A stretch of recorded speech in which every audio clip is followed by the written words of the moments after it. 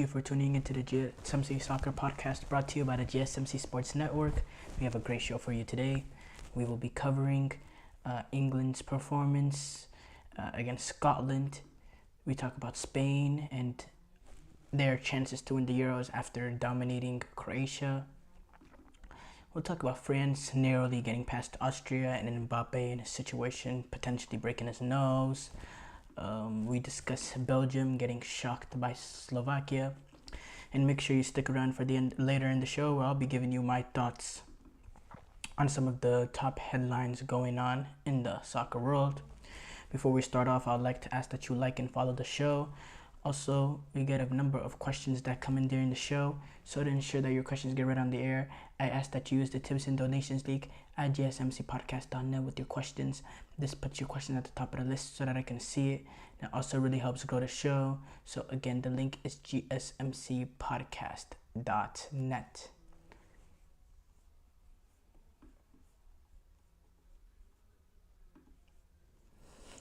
Yeah, we have to start off with England, Serbia. So there's been a big weekend in terms of European Championship. We've had many of games, and I think the England game against Serbia was one of the I would say it was entertaining, but rather compared to the rest of it, I think it was rather one of the lesser entertaining games when you look at there was only 11 shots combined from both teams in general. It was a game that England heavily disappointed in the fact that they played brilliantly the first 15 minutes ish. They're moving the ball. There's a pattern of play. They're all switching they're all passing and moving. It's a beautiful play. They're dominating possession. They're forcing Serbia into a very, very low block, very narrow. England, they're playing confident. They're playing like they would with their club sides. The confidence was oozing out of them in terms of, quick passing, one-touch passing, tricks, everything. It was a beautiful thing to watch. You saw Foden pick up little pockets in midfield. You saw Jude Bellingham driving the ball forward. You saw Trent Alexander-Arnold not being afraid, even though he's put in the midfield, occupying that right wing-back sort of position, kind of bringing Kyle Walker into that right center-back position for a little bit. It was just, it was very fluid, and it looked like they all, there was a set style of play, a rhythm of play that they were trying to set. And then they're able to get the breakthrough goal, kind of unfortunate if you're Serbian, with the ball deflecting. I believe it deflected off Pavlovic. When Saka crossed it. Bellingham attacks the header. He scores the goal, makes it 1-0. And then from there on, I thought England were very poor in the fact that I thought Serbia were predominantly the main protagonists. I thought England struggled to get possession. I thought England struggled once they win the ball to get out of there and to start an attack on their own. I really think England really, especially in that second half, they really, really suffered. But Serbia weren't able to capitalize because at the end of the day, they just really lacked that cutting edge, that final ball, that final ability to create. There was not much creativity there. I thought Mitrovic could have way more of an impact of the game if he was in the right areas of the pitch. I think there were certain times that I was really frustrated watching Mitrovic because Mitrovic, with his aerial ability, his finishing ability, he'd be good in the 6-yard area or in that box, but there was times that I saw him outside the box, not really being a threat when the balls were out wide. There was some moments in the game that I saw him out wide. Thought there was this one play earlier in the first half. Mitrovic was on the edge of the box. They play in a ball, and I believe it ricocheted, and it was the perfect opportunity for a guy like Mitrovic to make one of those runs in. He stays at the top of the box, and for me, it just made no sense to me why he wasn't in between the penalty mark and 6-yard box area, in between those two in that area whenever the balls were out wide, because there was some good balls played in. But overall, the creativity from Serbia was lacking. I don't know what is the, what's the decision based on Dusan Tadic. I believe there was there was an injury. I believe so. I believe that because I don't understand why he was on the bench. I think he's their most creative player, and he's the guy, their biggest wild card goal threat, and he's the most creative. I think who you saw when he came on, he looked very lively. There was one play he made. There was one play they won the ball. I think he's the one that won the ball. He's able to make a quick move inside, get past the player, and he plays in a ball to Jovic, who couldn't really control it. I thought he was really, really good. I thought he picked the ball from deep and, was able to, bring play forward steadily as well. But we only got 20 minutes of that. Again, I said what I thought about Mitrovic. I think Vlahovic was not really lively in good areas. I thought in the first half he was pretty poor. There was a few plays he lost the ball, and it could have led to something in transition for England. Trying a diagonal ball of sort. It was not the best day for Vlahovic. I didn't think we get to see what he could do best in terms of being able to run at defenses with the ball, being able to show his ability of playing on the. We didn't really get to see that from Vlahovic at all. I thought he was pretty poor.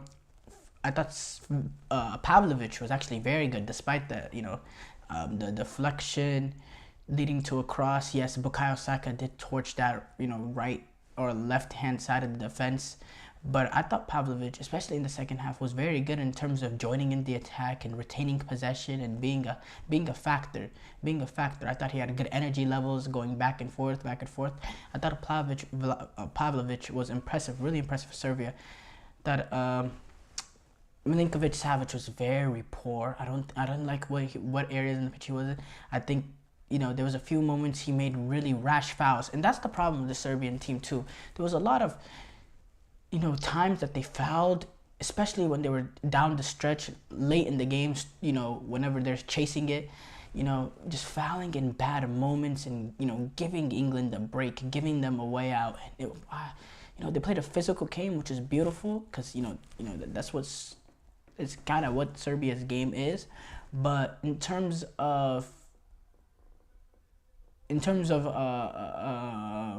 just dumb fouls, I thought it was really poor by them, in my opinion. But yeah, England, this Serbian team had a really sort of cutting edge. I think England really should have been made to pay for that performance. Look, Trent Alexander-Arnold, in my opinion, brilliant player, and you could argue put him in at right back because I think he's the most talented player in this England squad. Some would say Foden. Maybe some would say Bellingham, but for me, Trent is the most talented player in this squad. And if you want to get him in there, okay, play him out right back or play him out right wing back or something. But putting him in midfield, I don't think you get what he does best. Number one, when he plays, his best ability is just in general. His best ability is being on that right hand side, being able to whip in a ball, whip in a cross with his right foot. That is his best ability. And playing in midfield, he doesn't really provide that. When he's receiving the ball from the defense back to goal, he's not a midfielder that can quickly turn and scan and play that ball. That's not really his game, And yes, he can make those intricate passes being a midfielder, but I don't think it's his game to. It's not the ball that I don't think is the problem when he's back to goal. It's the fact that he's not the best. He's a little slow when he's trying to control the ball and then turn around and scan. That's not really what he does. That's not like, there's better players in this England squad than that. And defensively, he doesn't really provide you defensive, guile in that midfield. I thought there were certain times that he lost the ball in that first half. That you could tell he is a makeshift midfielder. In fact, Serbia's best opportunity of the game came from a Trent Alexander-Arnold turning the ball over in the midfield area. It eventually led to Mitrovic, who whooped in a shot right at the top of the box, just narrowly wide. So that was a concern. I think I don't understand how Harry Kane survived that game in terms of being on the pitch from the beginning to the end. I thought after 60th minute, especially you're going through the period of Serbia just completely, not dominating, but having majority of the possession, majority of being the protagonist. You're realizing, okay, this is a transition game for England. We need someone to take this game over in transition. You got guys with pace on the bench like Ollie Watkins and Ivan Toney that can run in behind and that can really, make the Serbian backline, give them issues defending while pushing up the field because they're chasing the goal. And instead, Harry Kane survives the entire 90 minutes. I don't understand why. And by the way, if you're going to be in this sort of situation where, like it's so obvious that you need this kind of player, that you need to bring in somebody like Ivan Toney and Ollie Watkins, and you're still kind of stick with a guy like Kane despite that, why would you bring Ollie Watkins and Ivan Toney then? Why bring them on the squad? Why don't you bring in an extra left back just, on Trippier's side? Why don't you bring in an extra left back or bring in, I don't know, somebody in midfield? Well, why bring those two if you're not gonna use them when you need to use them the most? Like, I understand bringing at least one because you need to provide protection for Harry Kane, somebody to rest. Well, like the third group stage game, if it's already done and dusted by that point, or somebody that can come in late if you want to use him and all that. But if if it's such an obvious position, and Harry Kane has been poor throughout the game, throughout the first 60, 70 minutes, and you're still not willing to bring in somebody, then why bring two strikers at all? Or three strikers in general? Like, it makes no sense to me. And it's really disappointing because, Gareth Southgate kind of went off. They got eliminated in the World Cup against France, but the last international tournament, they went out, I guess, in the right way in terms of that they were willing to go toe-to-toe with France. And even though there was major concerns after the U.S. game, it was generally mostly positive at that last World Cup not in terms of Southgate. There's still people that want him gone, but in terms of him being so pragmatic. And the Euros, at the end of the World Cup, it was bad. So we think, okay, they're trying to take Gareth Southgate to learn from his mistakes. He approached the France game the way that English fans want him to go. And then you see this, and at the end of the day, Gareth Southgate, I think Gareth Southgate is halfway to blame because, again, as a manager, you should be pushing your players on. Stop getting sucked. Stop getting deep and push them on. Get up 10, 15 yards and stop playing so narrow, so compact. Play out. Stop being so defensive.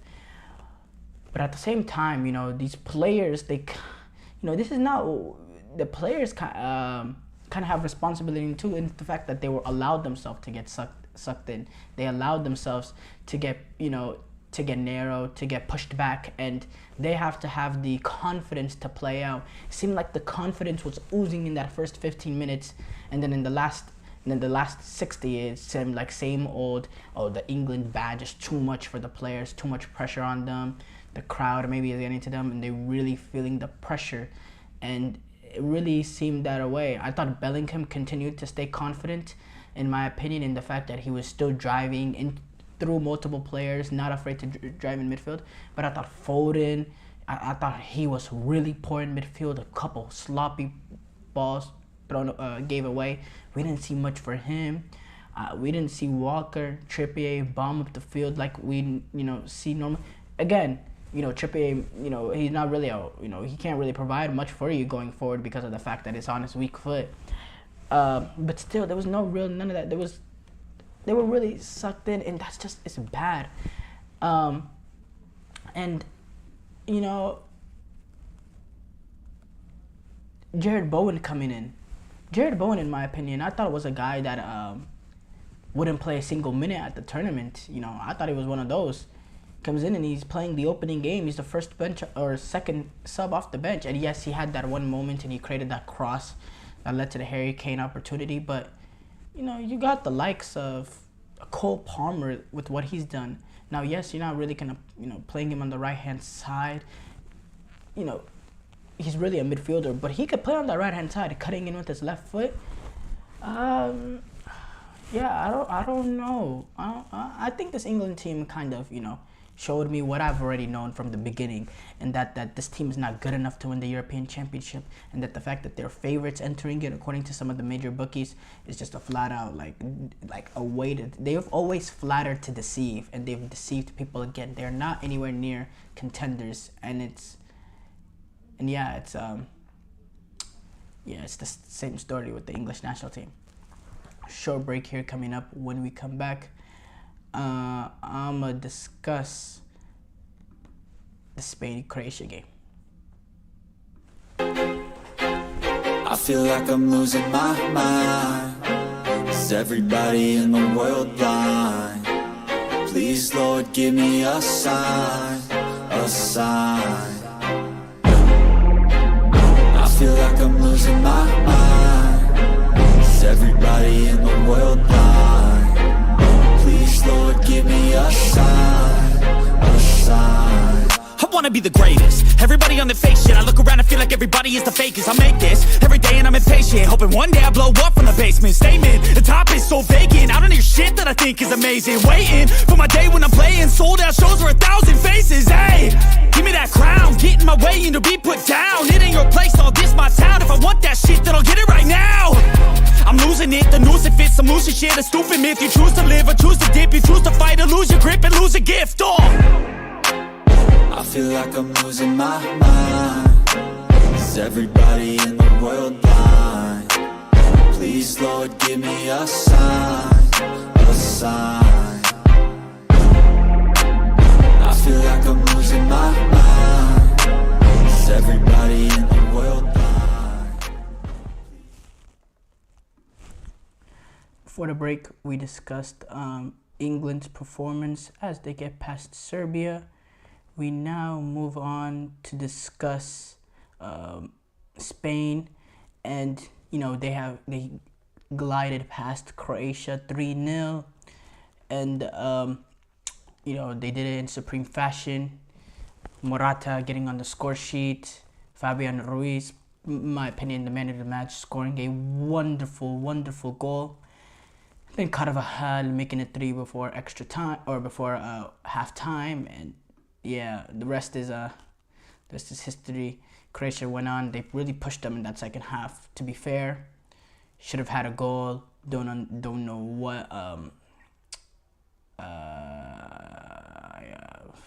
forgot whoever it was. I think it was Pekovic. Not Pekovic.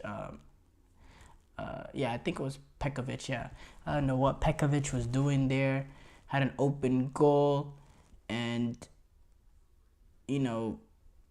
decided to draw the penalty instead. Yeah, I don't know, but Spain, in my opinion. No, first of all, I want to go on this Croatia side. Look, I don't think all doom is doom and gloom with this Croatian national team regarding this result, and the fact that it's important to analyze the result and the performance. 3-0, especially 3-0 before halftime, looks really, really bad. Don't get me wrong, it does look really bad. Now let's break down the performance. The performance in the team was actually pretty good. No. Good is a stretch, because I thought defensively they were very, very poor, especially in those goals that they conceded, poor goals that they conceded. But I didn't think they were generally all that awful. I thought they actually played pretty good in terms of being able to create. They showed they're a proper footballing nation. They were able to move the ball left hand. They outpossessed Spain, which is a hard thing to do, which is something I'm going to talk about later on. Something I'm impressed about the Spain team actually at the same time. They were outpossessed Spain. They created many chances. They were very fluid in the way that they attacked. They just really couldn't get the ball in the back of the net, but they were not just sucked in by Spain and just get dumped. No, they created plenty of chances. They did. They created plenty of chances throughout the duration of the game. There's moments Spain scores a goal, Croatia straight after has an opportunity to quickly equalize and change the game. Spain get a second goal, then Croatia quickly has another opportunity to get a goal to make it to cut that deficit at half. And then again, in the 41st minute or so, right before the third goal, Croatia have a chance to half the deficit. Guardiola plays in a ball and it's narrowly goes wide. And then a few minutes later, they go back on the other hand and Spain make a third.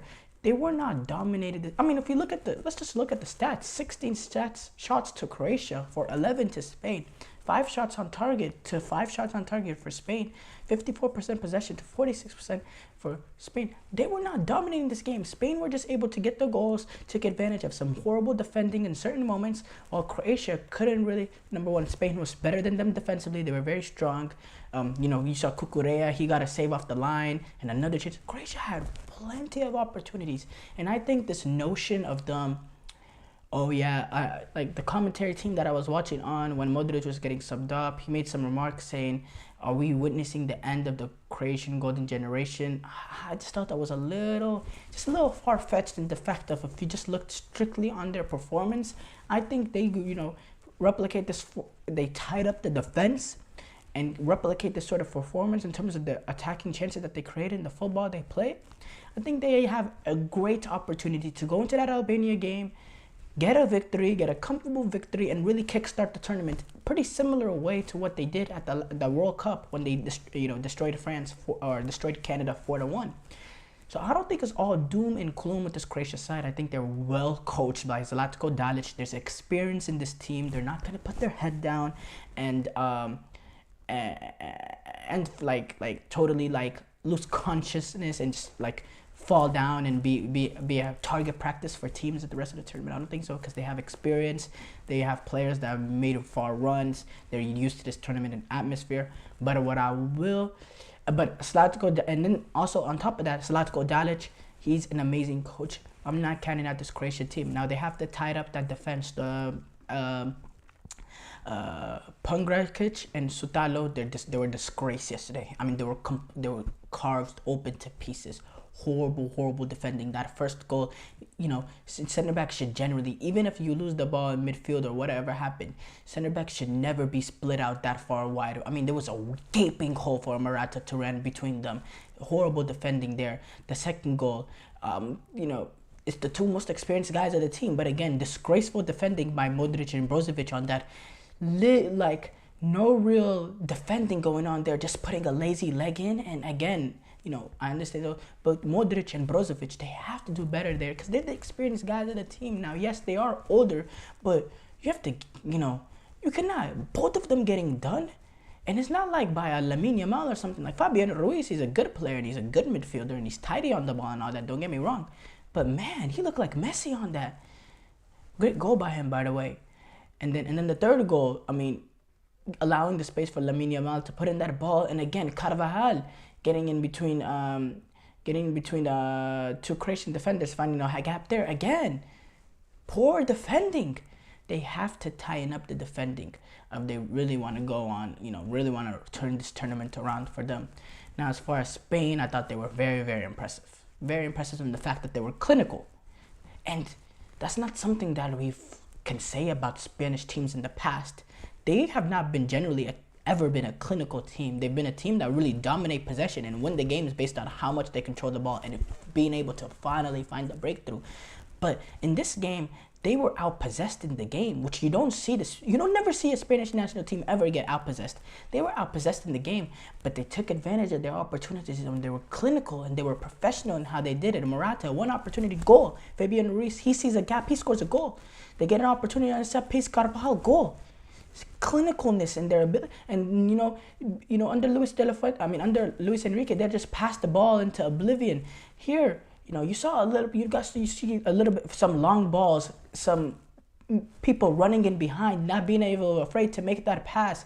Not always looking side to side, but actually looking up and trying a risk. You saw crosses being played in the box.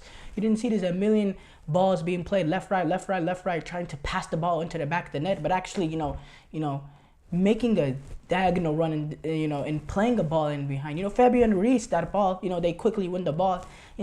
99 out of 100 times with the Spanish national team, you win the ball in midfield and then you're going side to side and you're starting to, restart the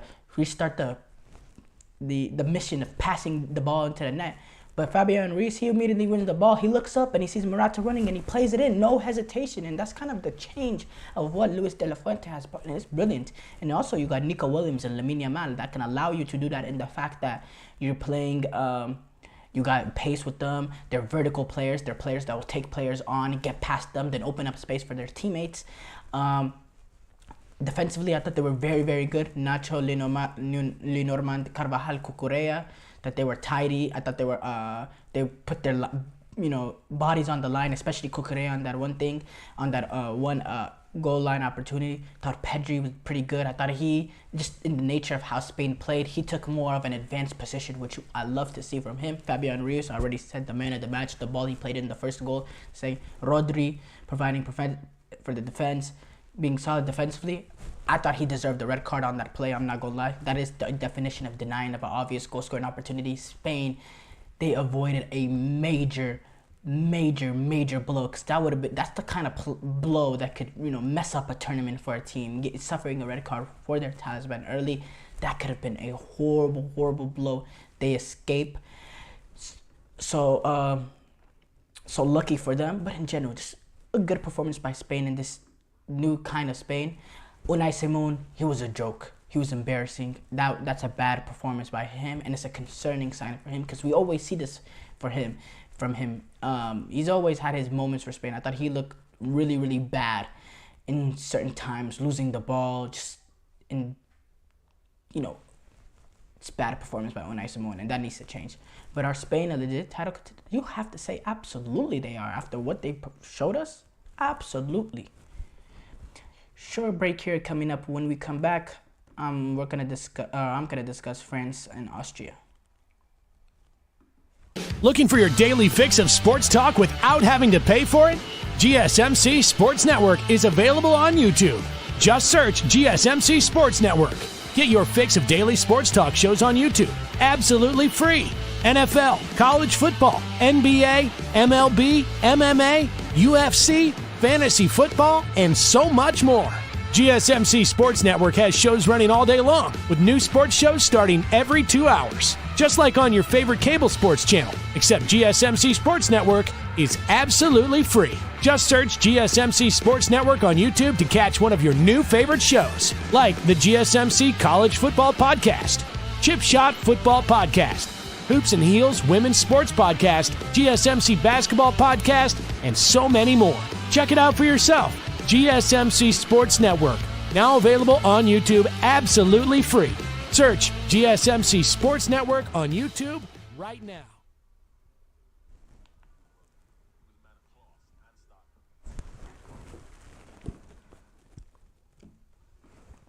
Before the break, we discussed Spain proving that they are legit title contenders against Croatia. We now discuss France, narrowly getting past Austria, 1-0 victory, and the Kylian Mbappe broken nose situation. As far as this game, I thought Austria, they put a good account of themselves. We all came in with this feeling that Austria could be a factor, not just in this game, but in this group, with the way that they play, the Gingen pressing that Ralf Rangnick invented, and the form that they're coming into from qualifiers and friendlies. They just recently got past Turkey, who's also in this European Championship. They got past them 6-1. So yeah, it's obvious that this Austria team is a good team. In this game, I thought they put a good accounting in themselves, in that they were not afraid to press France in certain areas, and bring some guys forward. Now, I don't think this was as heavy metal as we see a Ralf Rangnick teams is, in terms of constantly trying to win the ball high up the field. I thought they picked and chose their moments when to try to press this French back line and the French midfielders, which I think is a right decision, because you can't do that for 90 minutes. You will get caught out. In fact, I thought they should have really been down 2-0 when you look at that Mbappe opportunity, or even that Giroud opportunity near the end of the game while they were chasing it. But in terms of general, I thought they played very well. Austria, they just really lacked that, final ball. They just, in terms of chances created, they didn't really test Mike and Maignan that much at all. They only got 3 shots on target. But yet again, they were playing against a France team that really does this for a living, in terms of the way that this is what France does, in terms of, relying on an individual moment of magic or ability from one of their top players that they have throughout the squad, or Thuram, Mbappe, Griezmann, whatever, Giroud, and then they defend for their lives and they invite the pressure. They allow the other team to have the ball and they counter off it with the pace that they have and the ability that they have with their front three. And it was another story of that. Now this game, they were really dominated like they were probably against England at the last World Cup, or Morocco at the last World Cup, or not dominated, but they were really on the back foot, even though they allowed that to happen. It wasn't like that in this situation, but there was definitely stretches in the game that Austria were the main protagonists. I thought France are never the team under Deschamps to look to outpossess a team and to really dominate the game and make a team suffocate and all that. They've always been a team that relies on individual moments, allow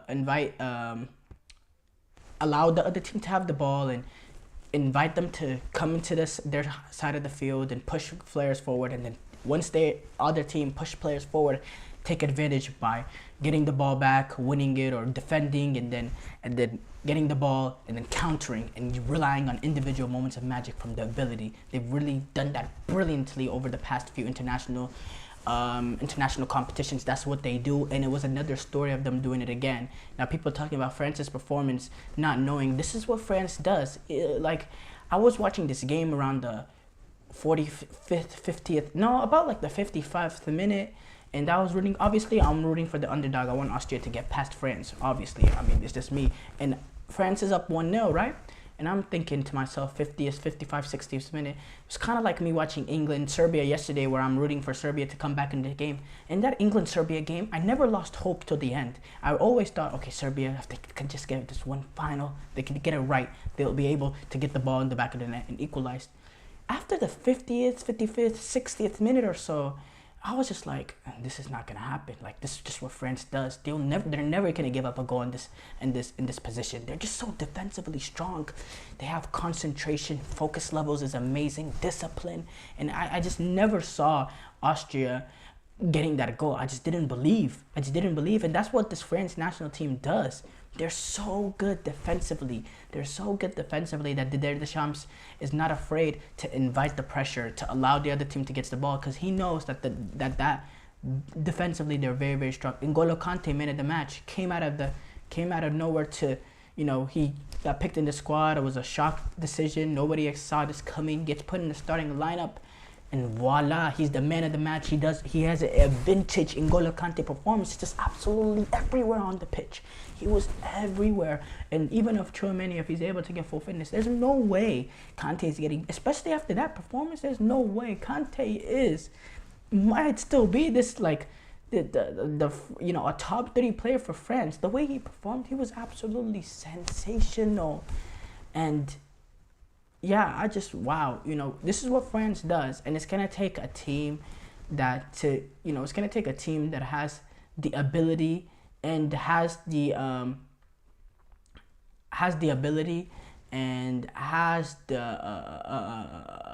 confidence to be able to play France for some team to get past them. Because at the end of the day, France, they're gonna sit in. They're not gonna try to play Pep Guardiola style football, pass the ball around, and dominate possession and make you suffocate and pin you back and all that. That's not what France is going to do. In fact, France is a team that will get pinned back, but that relies strongly on their defensive prowess, with the ability that they have players to defend and then take advantage of the space created by players pushing forward for the other team, and take advantage of it in transition with pace, with quality that they have, and rely on individual moments of magic. This this France team kind of reminds me of Jose Mourinho's Inter Milan team. And Jose Mourinho, he's generally been a pragmatic manager, but in Italy, Inter Milan, he's much more in terms of playing a low block and all that. The year that they won the Champions League, because he knew his Inter Milan team, that back four, was never going to concede goals. He said that's the best defense that he had, that they were best for low blocks, because they could invite the pressure. They could, they didn't need to go out and chase, get 3 or 4 goals, because they were not going to concede goals in general. So if they just kept it tight, just didn't concede a goal, and they got 1 goal in transition or 1 moment of brilliance, and that would have been enough to win the game. And that's kind of what we've seen from this France team under Didier Deschamps.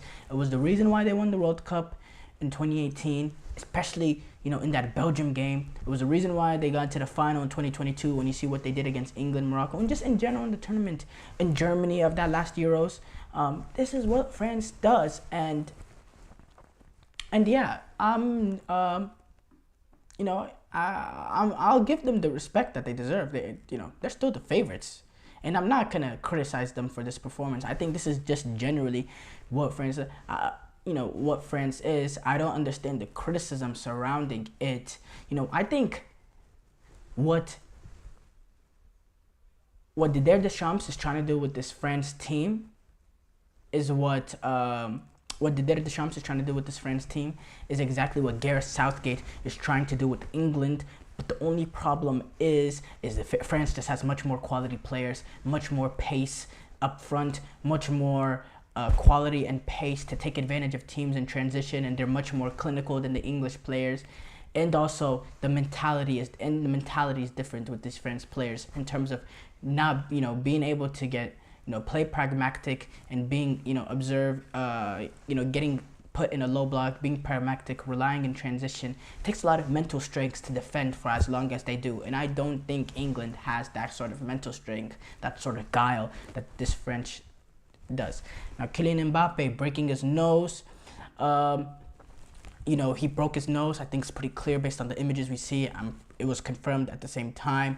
France says Mbappe will need surgery on the nose, which is good news for them. But in terms of this, I think this could bother him. I think this really could bother him in terms of, when you have a broken nose, you struggle in breathing. It's gonna be a problem on the pitch. Some player might mess with it too, not on purpose, but you could accidentally get elbowed or something like that could happen. Even with a mask, which also players have talked about not liking wearing masks. It messes with their breathing. This even with the broken nose, and which is gonna make it even worse in terms of breathing. So yeah, that's gonna be an interesting storyline to watch. Now, is he gonna be available and starting from minute 1 against the Netherlands? Because that's a big game. That's a big game because winning that group is gonna make the pathway easier. You don't want to finish second place in that group and have to take on whatever I haven't really looked at that in depth yet in terms of what a first place in that group was, because it's weirder with this third place teams and all that going on. But that could be a very important game for France. Very, very important. I don't think this is any sort of injury that will take him out of the tournament. Nothing like that. No, absolutely not. But I do think it's something that can bother him, especially in the group stages, and probably will bother him throughout the duration of the tournament, to be honest. Which, we'll see how, but I think Kylian Mbappe is a tough player in terms of being able to play through nicks and knacks. So I don't think this is going to be the biggest deal in the world. Short break here coming up. When we come back, we'll discuss Belgium getting shocked by Slovakia.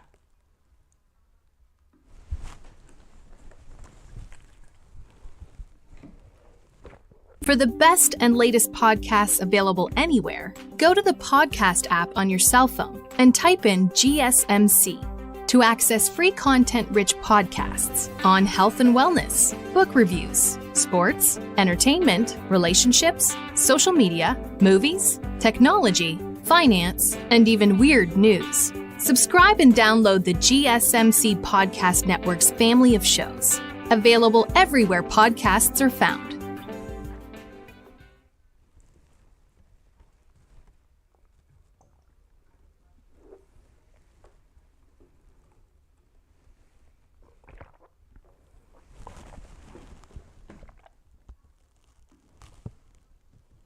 Before the break, we discussed France getting past Austria. We now talk about Belgium getting shocked by Slovakia. Yes, I know. I chose Belgium to win this tournament, and I really look like an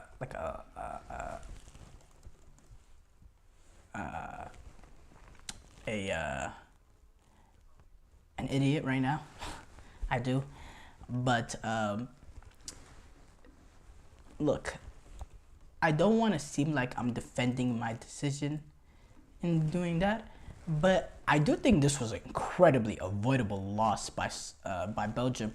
Now, a lot of people talking because it's easy to go on the narrative that people have in terms of their, well, it's not a narrative, it's true, in terms of the golden generation being over, this team's over the hill, they're losing to Slovakia, everybody writing them off already, even though people weren't even really writing them on in the first place. And, you know, but again, it's similar to the Spain-Croatia thing in terms of, if you got to analyze the result, horrible results, but you analyze the performance, I thought Belgium were actually pretty decent. I thought Belgium, you know, 16 shots to 10, 5 shots to 4, 61% possession, 39. Just, you know, they didn't really dominate the game, but I thought they created plenty of chances. I thought, you know, them, you know, 2 goals that Lukaku scored that got called off were narrow decisions. The first one, he was offsides by a shoulder.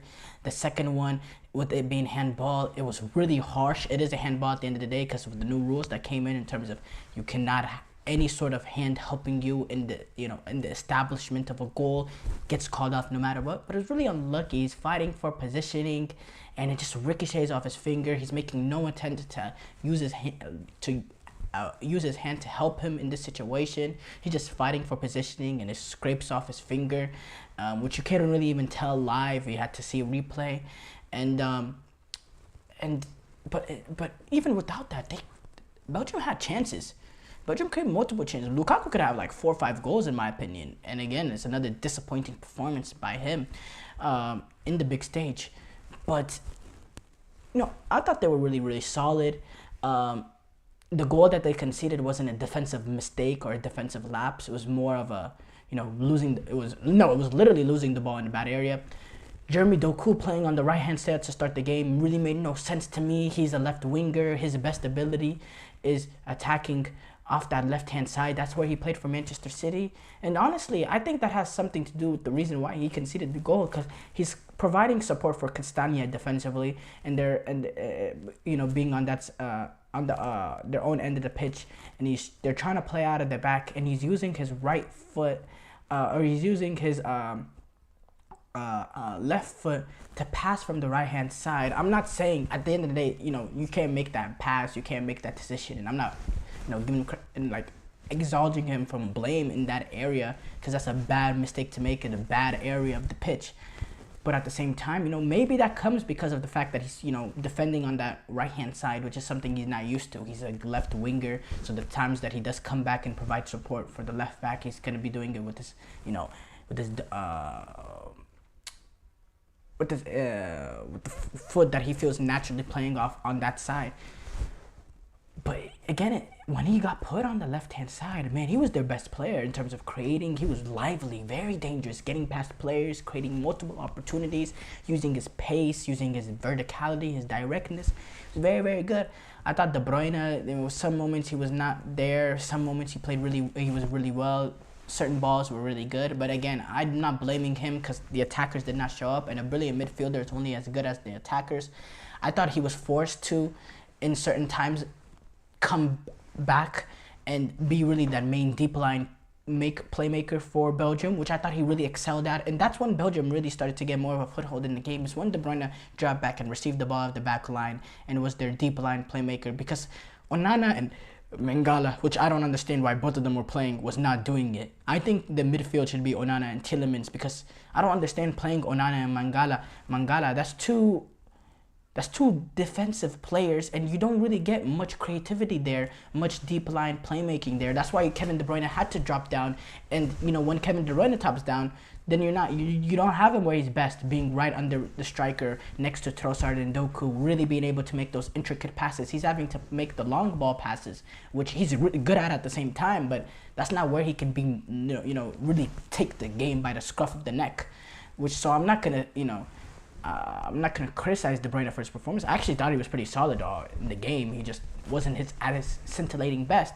But again, Mangala and Onana, I don't think that should happen again. It has to be Tielemans and Onana. And Trossard, if he can't play on the right-hand side, of his best position is the left-hand side, and he's not value at the right-hand side, which he wasn't in that second half, Trossard has to go to the bench, and you have to bring on a natural right winger and put Doku on the left-hand side, because Doku is more of a threat than Trossard at this point. Now Trossard, he's more of a goal threat and more has better finishing than Doku, but he's not as good of a player as Doku, in my opinion. I think Doku provides much more of a threat to a team than Trossard. And if you're going to play Trossard, then you got to play on that right-hand side, in my opinion. I know you want to, fit in your best guys, but again, it's just the truth, in my opinion.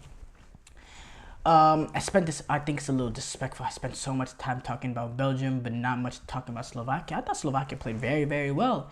They had a shock win at the last European Championship too. Not really as big of a shock, but getting past Poland in that first game, winning that game 2-1. And now they come out with this 1-0 result, and they played very, very good. I thought they chose their moments to attack brilliantly, to bring guys forward. I thought they defended for their lives. They defended really, really well. They pushed players on when they needed to push players on. They, in certain moments when they were really getting, when they were really suffering, they did a good job of taking the air out of the ball and controlling the ball in midfield. Hats off to Slovakia. Brilliant performance. I thought their coach, Francesco Calzona, really set them up well and outcoached Domenico Tedesco. He outcoached him. It's a performance that he will be proud of, this team will be proud of, and they can ride high off this. And now they look in a pole position to get out of the group with the fact that they won this game, and that the fact that they won this game, and they did it against the best team in the group, and now they take on a Ukraine team who's reeling after losing to Romania 3-0. They're going into that game with 3 points already in their pocket. As the favorite now, probably not the favorite. Now Ukraine does have better players, but they don't play to the sum of their part. They play worse than the sum of their parts, and you saw that vastly. And by the way, this is a Slovakia team that's coming into this tournament in good form. They're coming off back-to-back 4-0 wins over Wales and San Marino. Now, San Marino is not the best of oppositions, but they're it's brilliant what they've been able to do. And then they defeated the third best ranked team in the world according to the FIFA rankings. So hats off to the Slovakian national team, I have to say. Tremendous performance. Going back to Belgium, now this is tricky, because now they have to take on Romanian team that won 3-0, and they have no points, and they're really chasing themselves in this group. Man, that's going to be a massive game on Saturday for Belgium.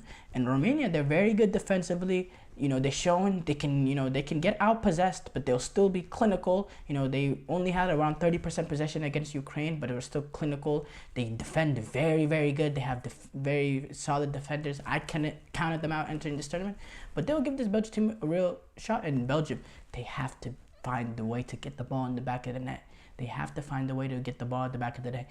And De Bruyne cannot have to come and receive the ball of a back line and be a deep line playmaker, because then you're taking away what he does best. He needs to be right behind Lukaku, right in that attacking phase of the pitch where he can play those intricate passes in behind, or be even a goal threat, because he's a threat to score a goal himself. He cannot, so he can't... He can't be sucked in. So you have to play Tielemans, in my opinion, next to Onana, because Tielemans is a guy, he's technical. He can play that deep line role. He's very, very good. And he's a better option than Mangala at that. He is. So that's what I recommend for them in that game. And then you got to start off Doku on the left-hand side. And if Trossard can't play off the right-hand side, then you got to bring in somebody else. That's just the reality of the situation the Belgium must find themselves in, as they are chasing now, because they are chasers. But I'm not counting them out.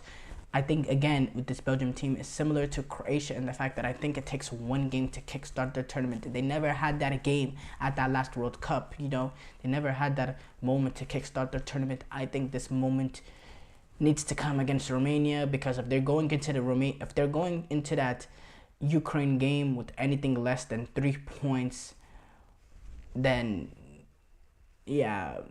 we're major concern for Belgium. But I think they have that added cushion with third place teams going through. I still think they're gonna go through and probably get through comfortably. They just, they need to fix their mistakes. But I don't think it's end of the world, because I'm not just analyzing the results against Slovakia. We need to analyze the performance, and the performance was not bad. You can't say it was bad. Short break here coming up. When we come back, we'll react to some of the top headlines in the soccer world.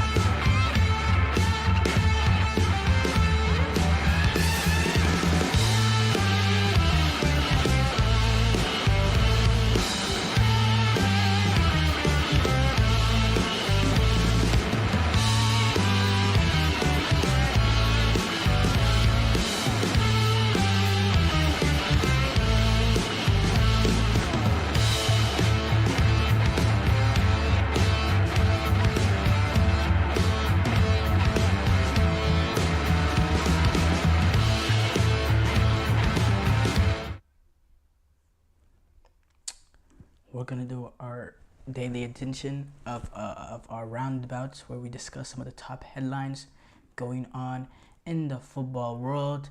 I think this Kvaratskhelia situation is interesting. Number one, this is very, very interesting in the fact that Kvaratskhelia actually kicks off. Georgia will kick off their tournament tomorrow. This is the first time they've ever played at a European Championship, and yeah, so big moment coming up for Kvaratskhelia in this Georgia national team. But on the eve of this such game, some interesting remarks come from his agent and his father regarding his situation. There's some drama going on there. His agent, his father making comments, the Napoli board coming and saying something else. So his agent, actually, Mamuku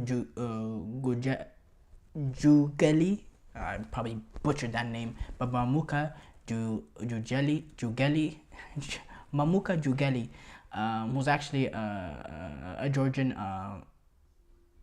agent, and he came out and said, "We want to leave Napoli, but we're waiting for the Euro 2024. With Conte, Napoli have big plans. I'm sure they will qualify to the Champions League again next season and fight for the Scudetto, but that doesn't mean Kvaratskhelia wants to stay here. I haven't spoken with Kvicha about the issue. The most important thing for him is the national team. Our goal is to join a team in the Champions League. The worst thing is that if he stays here, Kvicha will lose 1 year. Because of that, we are worried."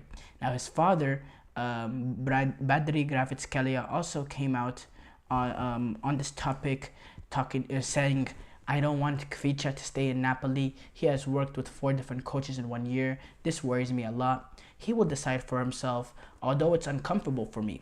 I haven't spoken to Kvicha about this topic, and I'm not going to until the end of Euro 2024. Now, Napoli, obviously hearing these comments by the agent and father, felt the need to come out with their own statements with reference to this is what they said. With reference to statements by Kvaratskelia's agent Mamuka Jugeli and his father Bedri, Napoli reiterates that the player has a 3-year contract with the club. Kvaratskhelia is not on the market. It is not the agent or father who decides on the future of a player under contract, but Napoli." End of story. And that is the truth. He's on a 3-year deal. So whatever leverage that they're trying to create from this situation, they do not have, because Kvaratskhelia is on a 3-year deal. Now, if he wants out of Napoli, okay, well, interesting for him. Definitely, it's not like the market is not like what it was at the end of last season. I still think there's a market out there for him, because I think there's raw ability there. Don't get me wrong. He's a brilliant, brilliant player. And maybe a big Euros can actually change that, actually. I think a big Euros will actually change that. But the notion that he can just force his way out, which he probably could in this day and age, but I think it's a little I think they might be playing a little bit playing their hands. I do sympathize with Kvaratskhelia because there's other players that have been able to get out in these sort of situations. But Napoli and this, the board that they have, they're not going to get played. You saw the way that the way other players were treated and how trying to force out. I don't think it's going to be easy at all for Kvaratskhelia. And yeah, it's an interesting situation there. There's obviously teams that are going to be linked with him, but I don't know. I really don't see a way Kvaratskhelia is not wearing a Napoli jersey this season. We talked about Kylian Mbappe and his nose. Well, it's came out. He's not going to need surgery. People feared that they initially might need surgery, but Philippe Diallo, the president of the French Football Federation, told sources that the team's medical staff determined that Kylian Mbappe will be good without surgery, and he left the hospital actually at 1 a.m. in the German time, and it's known that Mbappe is having this mask, a custom-fitted mask made for him that he's gonna play whenever he comes back, and his status is deemed as questionable for Friday's game against the Netherlands. The Deschamps talking about it said he got a really bad nose. We'll have to wait and see. The medical staff are dealing with it. We'll have to see what's going to be done and then how long it will take. It was very bad news for us tonight. Obviously, the French team, with or without him, this is not the same thing. I hope he can be there. So yeah, that's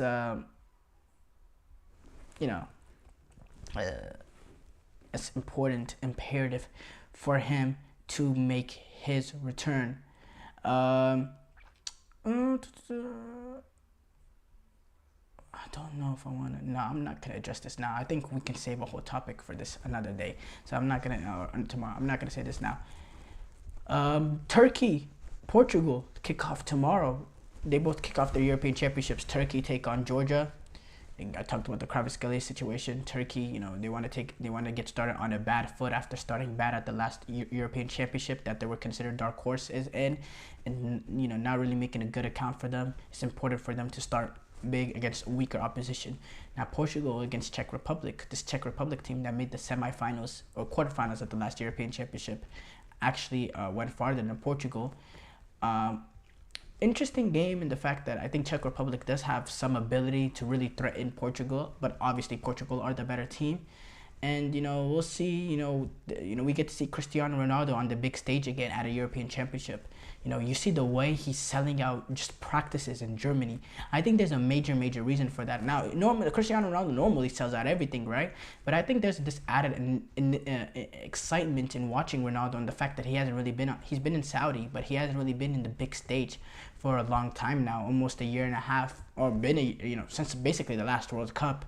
So yeah, we're all excited to see Cristiano Ronaldo. He's going to start tomorrow, which I think he should. I think against the weaker opposition, he should be starting because you're going to dominate possession, and it will be great to have a box striker like him. Now, it's against the better teams where I don't think he'll provide ability to play to run in behind against teams that are playing a high line, that are pressing, and he's not going to provide you any work defensively in terms of pressing the striker. And that's also a major concern if you're also playing a Rafael Leao that doesn't provide any sort of defensive help either. I think playing those two is really a recipe for disaster. But against these weaker oppositions, I definitely think he's a good option to put in there. And yeah, I'm excited. I'm excited to watch Cristiano Ronaldo on the big stage again tomorrow. Who wouldn't be? I think Cristiano Ronaldo is one of the greatest to ever do it. So yeah, I mean, I think it's rather simple, rather based on that. There's I forgot one. There's the Ronaldinho comments. Ronaldinho came out talking about the Brazil not style of play, but the quality of players and it not being what like it used to be. And really, I'm gonna pull up his comments actually exactly word by word because I don't want to sugarcoat what he said. By the way, he also said it was an ad afterwards. I don't even know what that means. I'm just gonna discuss what he initially said. He said, this is a sad moment for those who love Brazilian football. It's getting hard to find the spirit to watch these games. This is perhaps one of the worst teams in recent years. It has no respectable leaders, only average players for the country. I've been following football since I was a kid, long before I thought about becoming a player, and I've never seen a situation as bad as this. A lack of love for the shirt, lack of grit, and the most important of all, football. I repeat, our performance has been one of the worst things I've ever seen. Such a shame. I therefore declare my resignation. I will not watch any Columbus Copa America game nor celebrate any victory. Okay, look, was this comment horrible in terms of accuracy? I don't think so. In terms of this is not the same Brazil, I absolutely agree with him. When you look at the likes of that 2002 team and before, or there's the style of play, the flair, the ability, the talent is not the same. But the way he made these comments, I think they're kind of counterproductive. I don't know what this exactly does for Brazil in terms of improving this. I don't understand why he comes out and say it. If it's coming from his heart and he was trying to improve Brazil, if that's the case, there's other approaches to actually fix the situation rather than just calling them out. I don't think that really does anything.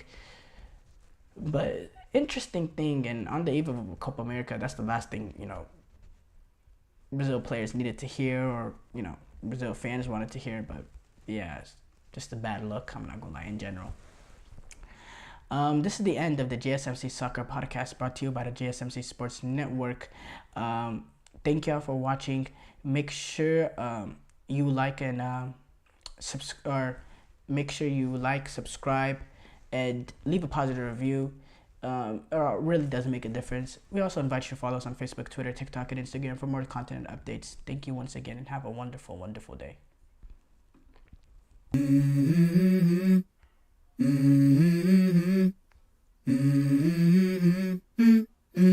Let's go.